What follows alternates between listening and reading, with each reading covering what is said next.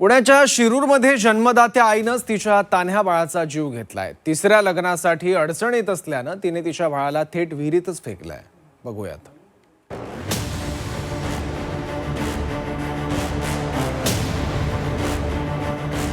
पुणे जिल्ह्यातल्या रांजणगाव पोलिसांच्या ताब्यात असलेली ही पूजा पवार। पूजा पवारनं मातृत्वाला काळीमा फासलाय।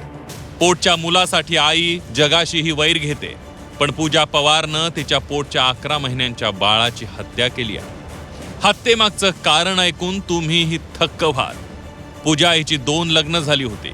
दुसऱ्या नवऱ्याशी तिचं पटत नव्हतं। तिसऱ्या लग्नात पोटचा मुलगा अडथळा होईल म्हणून पूजानं तिच्या पोटच्या मुलाची हत्या केली।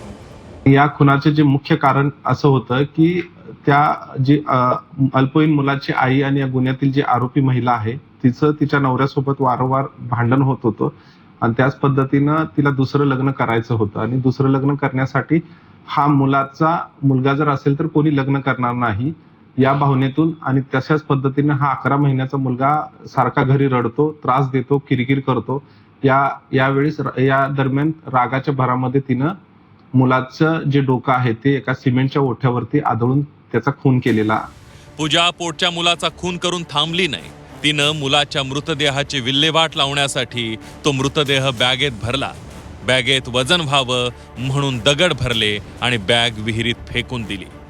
तो खून कुणाला कळू नये या भावनेतून जो हा खून आहे तो 8 मार्च रोजी केला होता आणि या खून कुणाला कळू नये या उद्देशानं त्या मुलाची जी बॉडी आहे ती तिने एका बॅग मध्ये भरून सोबत 2 त्याच्यामध्ये मोठे दगड टाकून ही बॉडी भांबर्डीमधील एका विहिरीमध्ये फेकून दिली होती।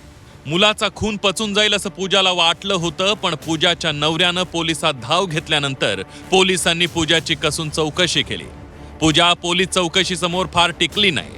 नवा संसार थाटण्यासाठी मुलाचा बळी देणाऱ्या पूजाला आता कोठडीचे गज मोजावे लागणार आहेत। हेमंत चापुडे, झी 24 तास, शिरूर, पुणे।